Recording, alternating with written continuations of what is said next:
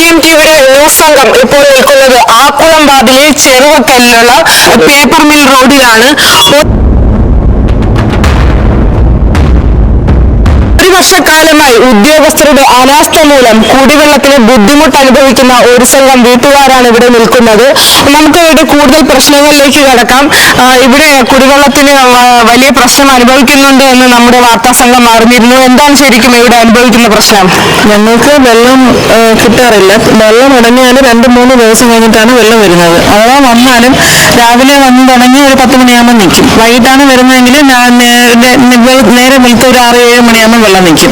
അത് കഴിഞ്ഞ് പിന്നെ വീണ്ടും 3 ദിവസമേ വരാറുള്ളൂ. ഈ വരുന്ന സമയത്ത് 3 ദിവസം കഴിഞ്ഞ് വരുന്ന സമയത്തും ഫോഴ്സിന് വരുന്നില്ല.